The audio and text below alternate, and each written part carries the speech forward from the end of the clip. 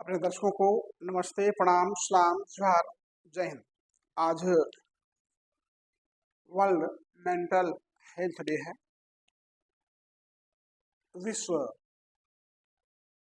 मानसिक स्वास्थ्य दिवस, वर्ल्ड मेंटल हेल्थ डे। देखिए, आज जो हम पढ़ाने जा रहे हैं यह एक नहीं 5 साल का कोर्स है।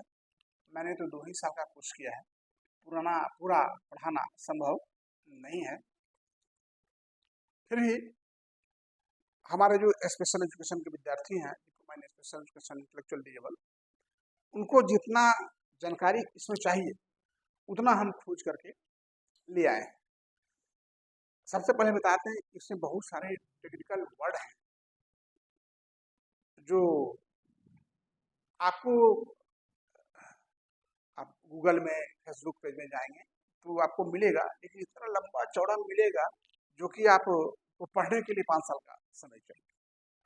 हमने उसको निचोड़ करके जितना संक्षिप्त से संक्षिप्त हो सके, और हमारे जो डिप्लोमा एक्सप्रेशन विद्यार्थी हैं उनको जितना चाहिए जानकारी, मैं समझता हूँ उतना भर आपके बीच मैं ले आया। तो चलिए हम शुरू करते हैं।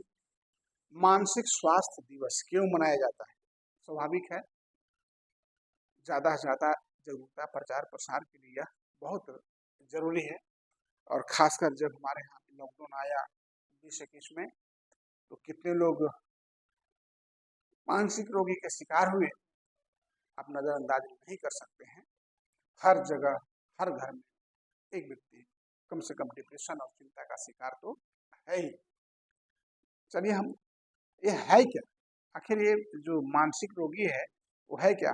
तो भैया देखिए, यह एक सही मायने में जाना जाए तो ये जो मेंटल, मानसिक जो इमेज है, मेंटल हेल्थ है, यह एक डिसऑर्डर है। क्या है? डिसऑर्डर।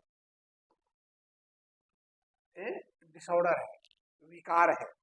कैसा विकार है भाई? इसमें आपकी मनोदशा, सोच और व्यवहार को प्रभावित करता है। अपने आप के सोचने की, आपके व्यवहार को और आपके मनोदशा को वो प्रभावित करता है। जो एक आदमी के लिए व्यवहार होना चाहिए, एक आदमी के लिए सोच होना चाहिए, जो कहता है ना आदमी को व्यवहार कुशल होना चाहिए, वो व्यवहार कुशलता कम जाती है, माने नहीं रहता है उसमें।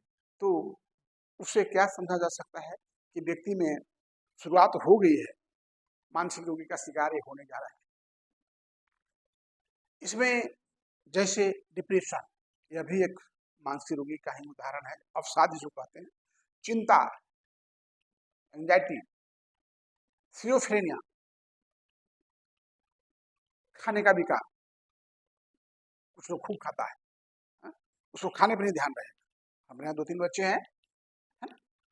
तो देखिए, अभी जो डिप्रेशन, अवसाद, सियोफ्रेनिया, चिंता, ये सब बताए, ये 2-4 ही है। मैं आपको 10, 15, 20, 25 बताऊंगा उसके। और जितना मैं बता रहा हूँ आज, वो सब का एक एक करके हम हर पर एक छोटा छोटा वीडियो बनाए हुए हैं आपकी जानकारी के लिए। बशर्ते आपको हमारे यूट्यूब पर जाना होगा, अनिल सिंह करके है ना, हाँ, तो उस पर जाने के बाद आप देख सकते हैं। ध्यान रखिए इस पर, आपको सारी बातें समझ में आ जाएगी।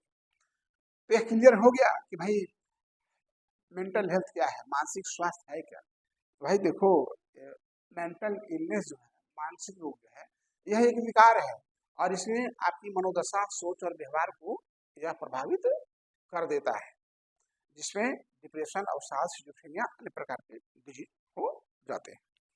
अब यह है कि इसका लक्षण क्या है, हाउ आइडेंटिफाई हम symptoms of MI, mental illness का, मानसिक रोगी का लक्षण क्या होता है? तो मानसिक रोगी का लक्षण जो है, देखिए, सबसे पहले एकाग्रता में बाधा। जो मानसिक रोगी होगा वो कभी एकाग्र, कहीं 2 घंटा 3 घंटा एक चीज पर ध्यान देने संभव नहीं है। इसके बाद उसका ध्यान आसानी से भंग हो जाएगा। उसका ध्यान तुरंत तुरंत, कभी कुछ कभी कुछ कभी कुछ कभी कुछ। कोई सूचना है तो याद, मान लिया कोई दिन में पेपर पढ़ा है, अब उसको पूछिए कि भाई आज पेपर पढ़े हैं आप, तो आप क्या पेपर पढ़े, उसको पता ही नहीं। पढ़ा 4 पेपर, दिन भर में कितना पेपर पढ़ा, 4-5 पेपर, लेकिन उसने क्या पढ़ा उसको कुछ पता नहीं। उसके बाद क्या है, समस्याओं से निपटने के लिए वो मेहनत नहीं करता। अगर कोई समस्या हो गया तो उस समस्या से निपटने के लिए वो प्रयास नहीं करता है, how can overcome our problem, हम कैसे अपनी समस्या से निजात पाए। उसके बाद सोचने की प्रक्रिया में भी समस्या, माने वो ढंग से सोच भी नहीं, वो समस्या है, वो सोचना चाहेगा हो जाएगा कुछ, फ्लक्चुएट होते रहता है। बोध की समस्या, उसको ज्ञान की समस्या है, कौन माँ है कौन बाप है, हम कुछ कर रहे हैं तो क्या हमको करना है। अनुभूति के साथ समस्या, अनुभूति सेल्फ फीलिंग, उसमें भी उसका समस्या होती है। क्रोध तो चरम सीमा पे, उसका तो कहना ही नहीं, वर्णन ही नहीं, और निराश रहता है, और उसे मृत्यु का ख्याल ज्यादा आता है। मर जाना ही ठीक है, छोड़, कोई नहीं हमको पूछता है, क्योंकि ऐसे लोगों को किसी से पड़ता न, उसको घर में बनेगा न उसको बाहर में बनेगा, न उसको अपने दोस्तों से भी बनेगा, समझिए। इसके साथ किसी से बातचीत करने में भी परेशानी होती है, क्योंकि वो बोलेगा कुछ ये बोलेगा कुछ, उसको मन में आया कुछ ये बोल देगा कुछ, वो अपने आप को सबसे अलग समझना महसूस कर देगा। इसके साथ ही है क्या कि लोगों के साथ मिलना जुलना भी उसका नहीं हो पाएगा, क्योंकि वो एडजस्ट नहीं कर पाएगा, अपने आप को सबसे कमजोर महसूस करना शुरू कर देगा। वो अगर कुछ काम करता है तो उसमें भी समस्या है, ढंग से किसी काम को नहीं कर पाएगा, मने लगा ये सब काम करे, हम गए हमको बोल दिया बा हम नहीं करेंगे सब, हमको बोलता है काम क्या करें, भाई बात तो काम कैसे हो, नहीं नहीं नहीं, दिन भर धूप पे खड़ा रखते कोई काम है, अरे भाई धूप पे खड़ा काम आप लिए, धूप पे खड़ा रहना पड़ेगा। घर पर समस्या, उसको घर पर भी समस्या, अपने फैमिली मेंबर से भी उसको नहीं बनेगा। और खुद की देखभाल, यानी ऐसे व्यक्ति अपनी भी देखभाल ठीक से नहीं कर पाते हैं, लेटे पोटे जैसे तैसे कपड़ा कुछ भी, मैंने अब देखने से समझ जाओ कि अपना देखने भी नहीं कर पा रहा है। और शरीर के साथ समस्या, शरीर भी उसका थोड़ा सा लुझ गया, माने दिन फिर दूला पतला भी हो सकता है, अगर हट्ठा कट्ठा भी है फिर भी शरीर कुछ ऐसा हाव भाव लगेगा कि सर पोस्टर की आप समझ जाओ कि डिस्टर्ब है। इसके बाद आदतों के साथ समस्या, कुछ उसके पास ऐसी आदत होगी जो लाख करने के बाद वो छूटने से, मैंने कहा है कि habit is diverts in behaviour, आपकी आदत एक दिन वो व्यवहार में परिवर्तित हो जाता है। खैनी खाने वाले हो क्या है, हमारे पिताजी खैनी खाते, अब बूढ़ा आ गया छोड़ देगा ना ठीक नहीं, मैंने छोटे भाई आधा किलो खैनी देते थे, राजा आदमी खैनी बनाते थे, एग्जाम्पल, तो किसी को दे लोग बना रहे, वो बनाया खिलाया, अच्छा तू ही रखो, तू ही बना के खिलाना, नहीं खिलाना, माने वो मरते दम तक खैनी को नहीं, क्या हो गया, वो व्यवहार में परिवर्तित हो गया, उनकी व्यवहार हो गया, वो चलेगा छूटेगा। उसी तरह से ऐसे लोगों को बच्चे के साथ ही समस्या होता है, और ऐसा लोग पूर्णतः ठीक हो सकता है और फिर पुनः हो सकता है। इसके साथ और क्या है कि समस्याएं इसका यह रहता है, नशे की आदत लग गई, नशेड़ी की जल्दी नशा छूटता है, ड्रग्स लेने की आदत लग गई है ना। अब आगे है देखिए कारण, थर्ड में क्या है, कारण, काउज, क्या कारण है लोग ऐसे हो जाते हैं। अनुवांशिक कारण हो सकता है, हमारे नाना नानी हमारे पूर्वज पीढ़ी में कोई होगा। दूसरा पर्यावरणीय कारण, पर्यावरणीय कारण मतलब जन्म के पहले का पर्यावरण, जन्म के बाद का भी इफेक्ट कर सकता है, मदर रूम में कैसे बच्चा रहा क्या रहा नहीं, उस पर भी डिपेंड करता है।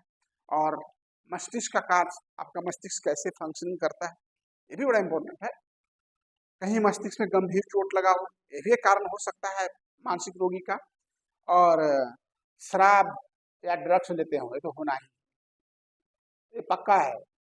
1 साल में, 2 साल में, 5 साल में होना है, होना पक्का है, वचन है। और बचपन में अगर आपके साथ कोई दुर्व्यवहार हो, आप बहुत अच्छे हैं और कुछ ऐसा दुर्व्यवहार आपके साथ हुआ हो जिससे आपकी काफी चिंतित और डिप्रेस्ड रहते हैं, हाँ ऐसा कोई मिलेगा पता नहीं, फिर कोई ऐसा मेरे साथ घटना कर देगा, है ना? तो ये भी एक समस्या हो सकता है। तो ये इतने सारे कारण थे।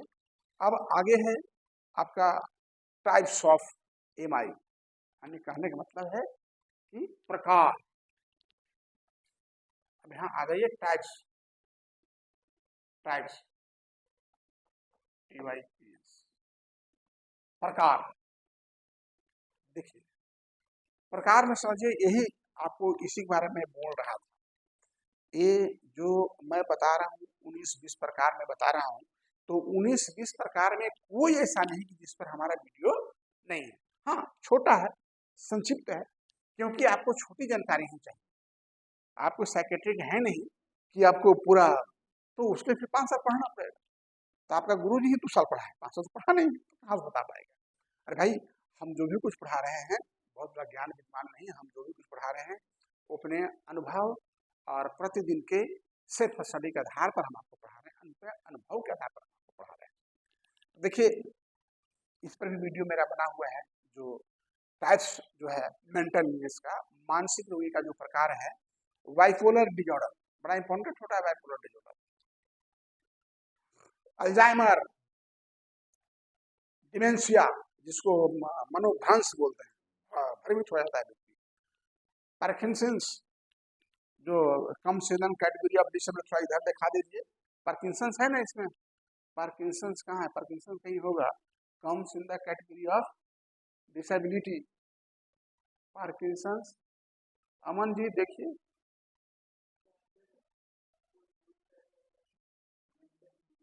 हाँ राइट, पार्किंसंस, पार्किंसंस। और उसके बाद ऑटिज्म, ऑटिज्म तो होगा इसमें, ऑटिज्म है ना, ऑटिज्म है, ऑटिज्म, देखिए autism, this one is autism. And आपको इसके बाद डिसलेक्सिया, एडीएचडी, एडीएचडी भी है इसमें।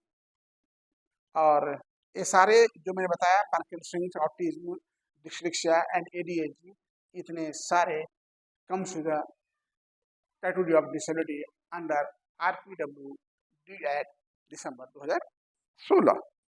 इसके बाद डिप्रेशन, सारा पर मेरा जितना मैं बताऊँ सब पर, तनाव उस पर भी वीडियो बना हुआ है, चिंता पर भी मेरा वीडियो बना हुआ है।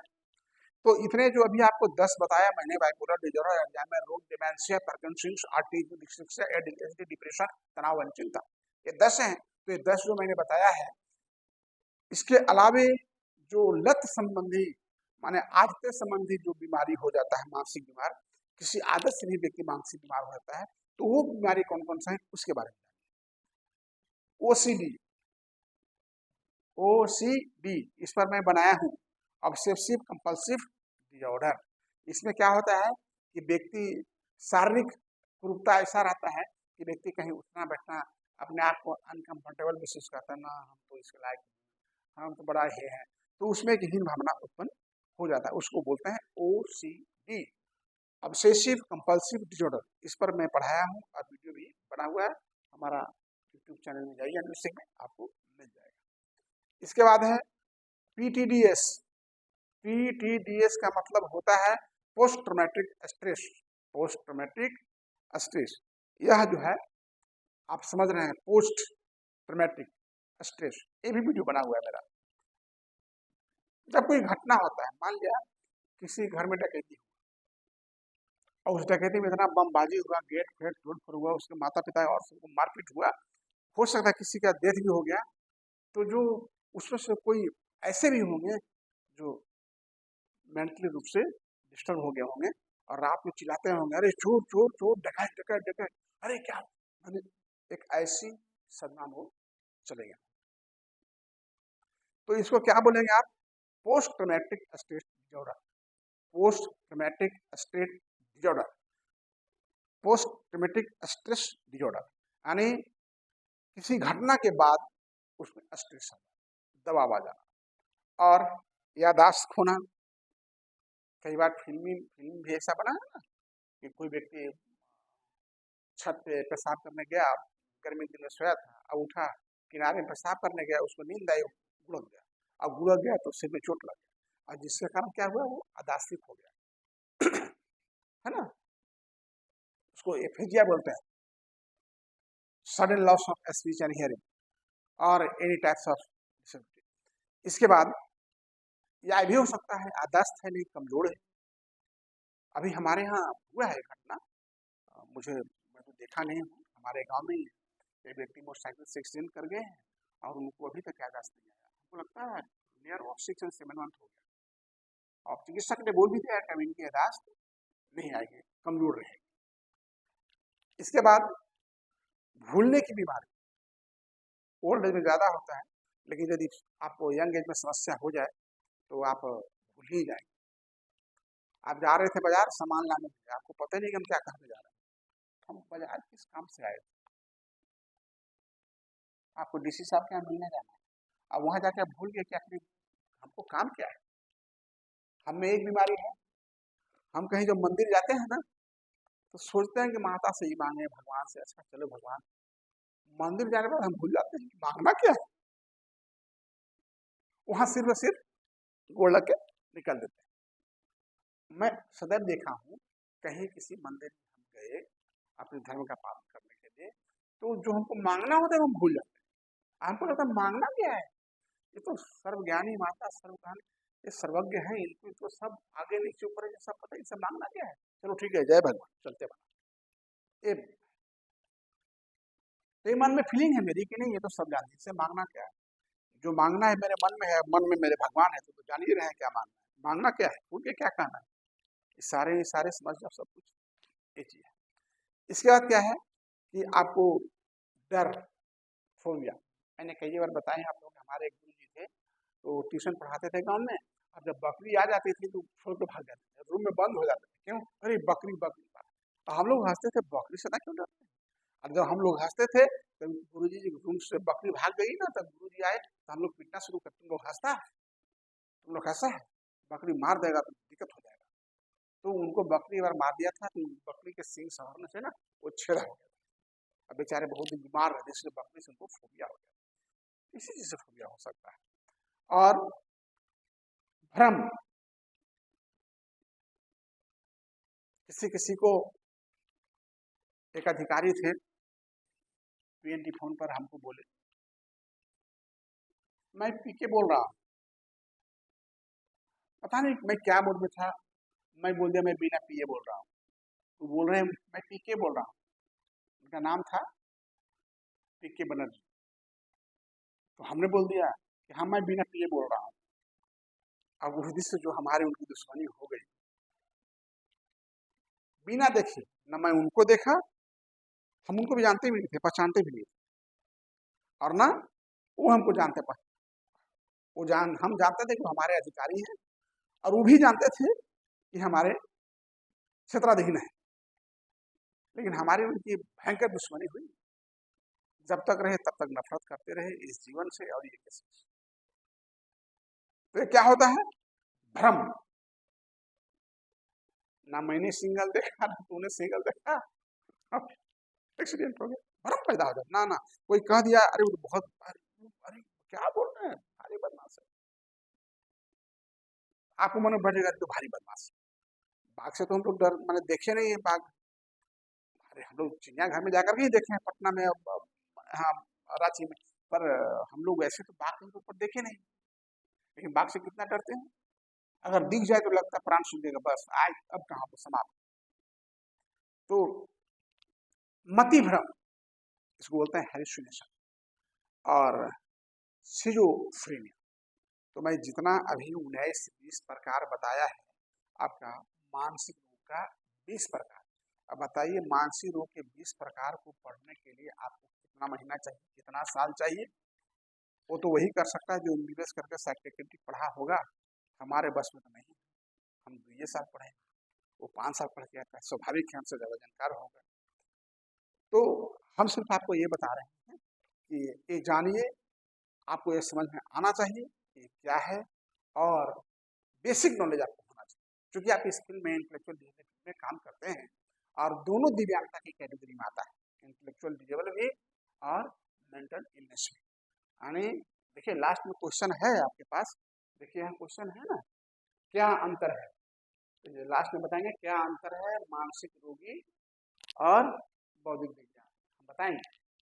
तो अभी सबसे पहले क्या है, हम प्रकार बता दिए हैं, अब हम बताएंगे आपको बचाव, यानी prevention of MI, prevention of mental illness, बचाव, prevention of MI, mental illness, मानसिक रोगी का बचाव, कैसे मानसिक रोगी होने से हम बचा सकते हैं। देखिए जब कुछ ऐसा संकेत लगे, जो लक्षण हम बताए हैं, तो आप सतर्क हो जाइए, क्या हो जाइए, तुरंत चिकित्सक से संपर्क करें, नियमित चिकित्सा प्राप्त करें। ऐसा नहीं कि अब तो ठीक हो गया, ना ना, ठीक होने के बाद भी 2-4 महीना लगे रही, क्योंकि फिर हो सकता है। सहायता प्राप्त करें, कुछ समझ में ना आए, कुछ सतर्क है, और जो खुद जिसको लक्षण आ रहा है उस अपना ख्याल रखे और सावधानी बरते, और नहीं तो फिर समस्या गंभीर होगी और कहाँ जाना पड़ेगा, हॉस्पिटल, मेंटल हॉस्पिटल। सही बात है।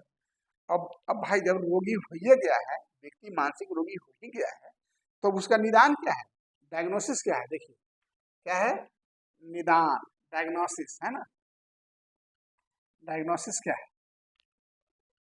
अब भाई इसको तो होना से हो गया, अब सुधार कैसे होगा, तो सुधार कैसे होगा उसके लिए देखिए सबसे पहले उसका शारीरिक परीक्षण कीजिए, एट ए ग्लांस देखिए, वो दुबला पतला लीन थे, अरे आम आदमी से कुछ अलग हाव भाव उसका लगेगा, तो उसकी शारीरिक परीक्षण कराइए चिकित्सक से, लैब में टेस्ट कराइए, हाँ, जो जो जो साइकेट्रिक हैं वो सारे जांच जानते हैं, और साइकोलॉजिकल इवैल्यूएशन, मनोवैज्ञानिक जांच करवाइए, जो क्लिनिकल साइकोलॉजिस्ट हैं उनसे, तो ये उसके निदान है।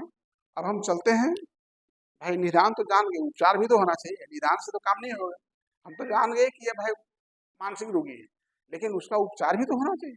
अब देखिए इसका उपचार क्या है, क्या है उपचार, यानी ट्रीटमेंट, ट्रीटमेंट देखिए क्या है। सबसे पहला, जब मानसिक रोगी हो गया है तो इधर उधर मत भटकाइए, मारपीट तोड़ फोड़ बहुतों का लॉस कर देगा, उसको इमीडिएट मेंटल हॉस्पिटल में भर्ती कराइए।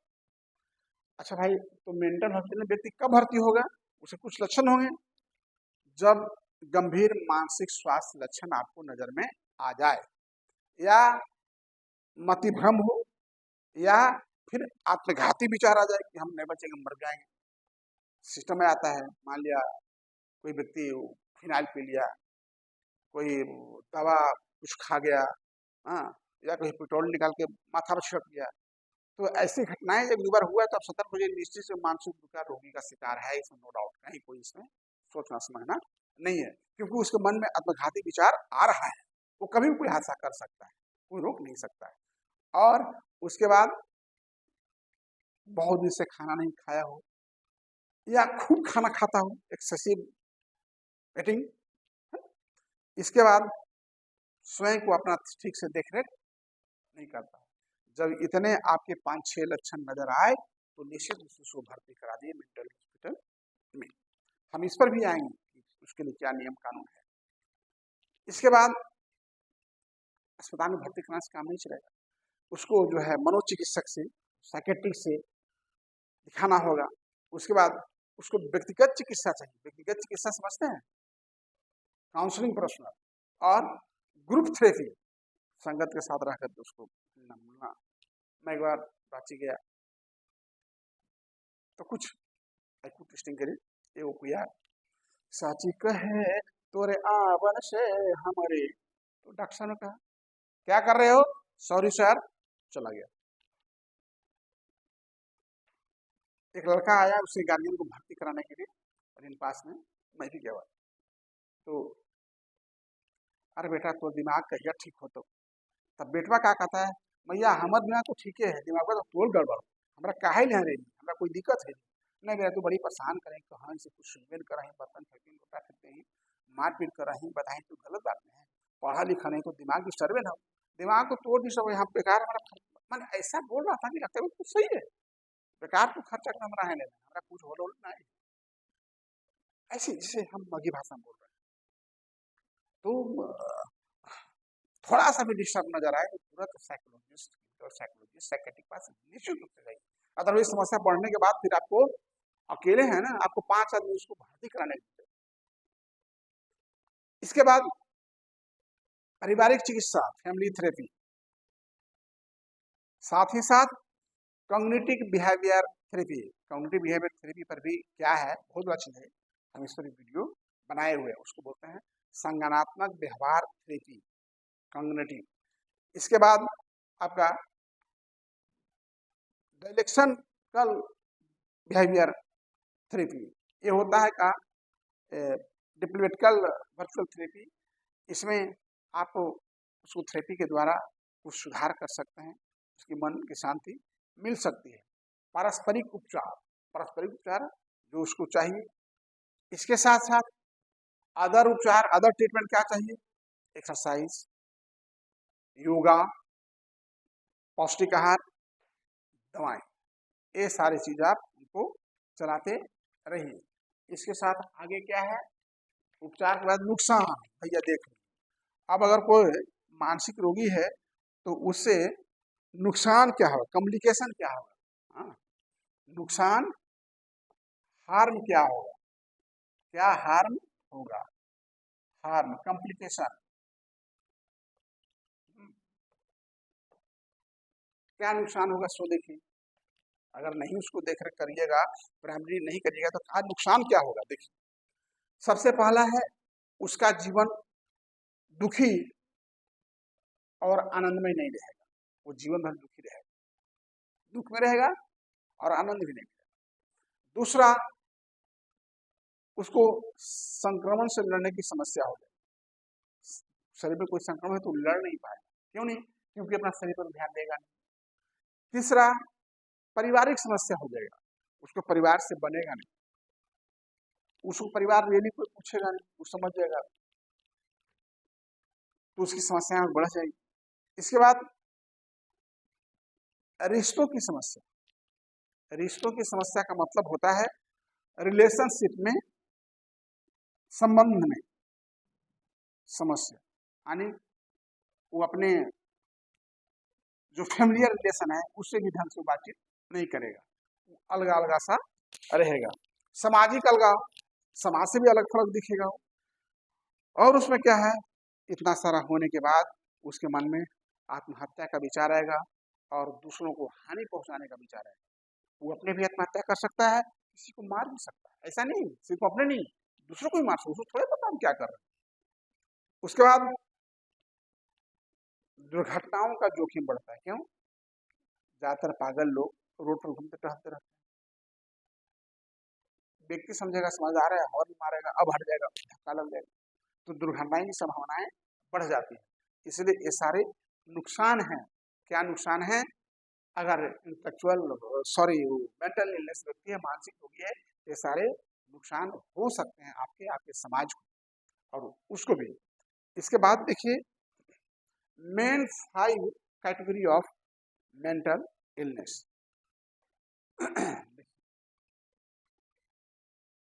मेंटल इलनेस के 5 श्रेणी हम बताते हैं, मैंने तो बहुत प्रकार के बता दिया हूँ, 20-22 प्रकार बताया है, लेकिन मुख्य 5 जो जनरली ज्यादातर होता है इसके बारे में जानिए।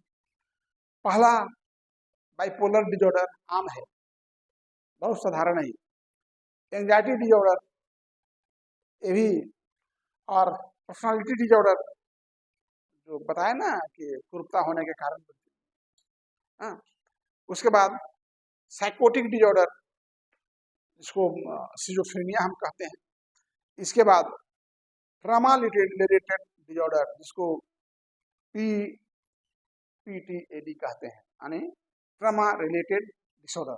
इसके बाद जो मादक द्रव्य से होने वाला विकार, जो तारी दारू नशा करते हैं उससे जो विकार होता है, तो यह भी एक मेंटल इलनेस मानसिक रोग में आते हैं। यानी मैंने 5 की जगह 6-7 बता दिया।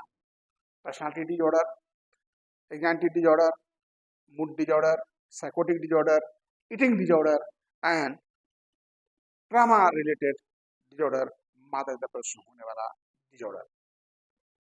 अब हम आते हैं, चलिए 5 से मैं बता चुका हूं। अब हम आते हैं MH act, mental health act 1987 and 2017 क्या है? मेंटल हेल्थ एक्ट है क्या?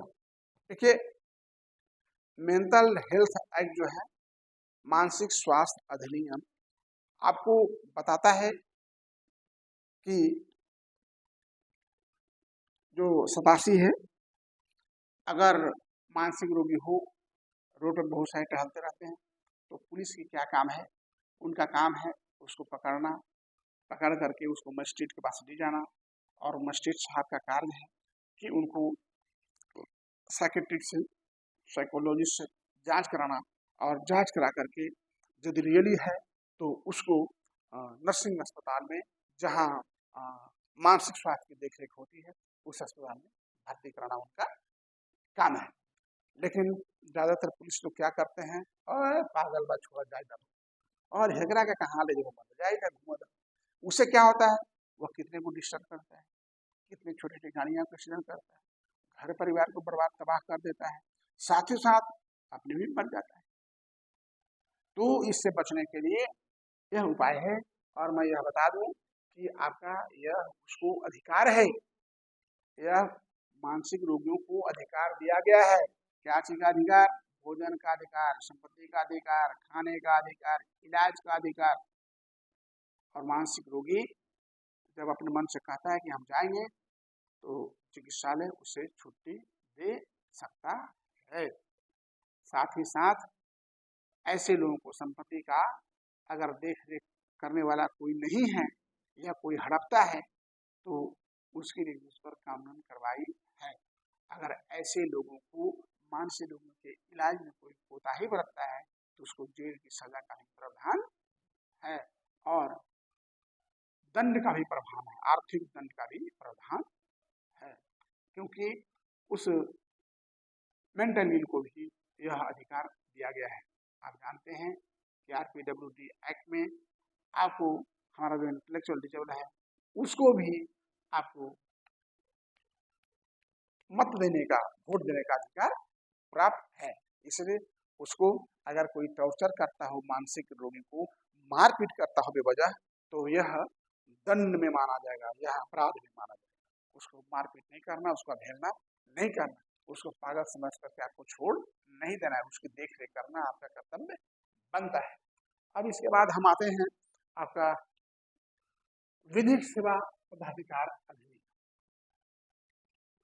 विधि सेवा पदाधिकार अधिनियम, देखिए दोनों अधिनियम जो है वो 1987 आपका मेंटल हेल्थ एक्ट का है, और 1987 आपका लीगल सर्विसेज अथॉरिटी यानी विधिक सेवा पदाधिकार अधिनियम। इसमें एक तहत हर जिले में DLSA की स्थापना है, DLSA, district legal services authority. उसी तरह से स्टेट में है, झारखंड में हम लोग Jharkhand state legal services authority, national में national legal services, NALSA JHALSA लोग बोलते हैं। इसमें क्या है कि आपको अगर कोई समस्या है, तो आपका इलाज का खर्चा फ्री, दवा का खर्चा फ्री, चिकित्सा की खर्चा फ्री। आपका अगर कोई कोर्ट कचहरी की मामला है, तो आपको एडवोकेट भी मुहैया फ्री में कराया जाएगा। आपकी संपत्ति का कोई हड़पा है, तो उसके लिए भी केस चलेगा, और उसमें जल्दी फैसला होगी, और आपको उसमें भी निःशुल्क रहेगा। तो इनके तरफ से दिया गया है। देखिए, हमने आज तो बहुत कुछ आप लोग बता दिया है। अब स्पष्ट यह करना है कि मानसिक रोगी, मंदबुद्धि यानी बौद्धिक विज्ञान, मानसिक रोगी और बौद्धिक विज्ञान में आखिर अंतर क्या है? हाउ कैन एसिस, हम कैसे पहचानेंगे कि ये मंद बुद्धि है, इंटेलेक्चुअल डिजेबल है, बौद्धिक दिव्यांग है और ये मानसिक रोगी है, मेंटल हेल्थ का शिकार है। तो देखिए यही मैं लिखा हूं, what is difference between the मानसिक रोगी एंड बौद्धिक दिव्यांग। सुनिए, अगर ये आप समझ गए तो निश्चित रूप से अंतर कर सकते हैं।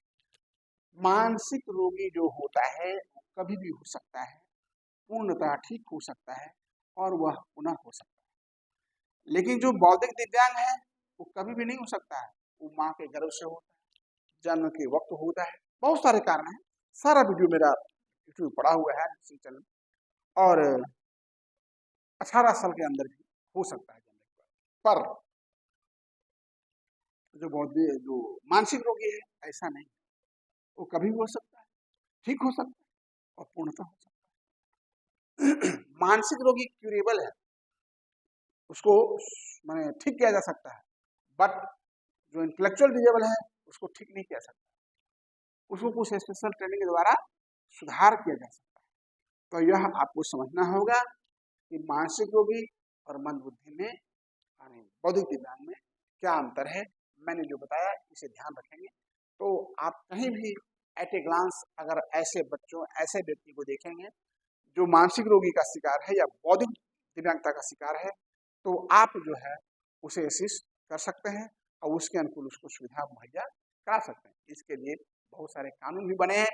जैसे कानून क्या क्या बने हैं, तो नंबर 1 में मैं बता दिया, आपके सामने है 1987 mental health act, and number देखिए यहाँ लीगल सर्विसेज अथॉरिटी 1987, साथ ही आपका PWD एक्ट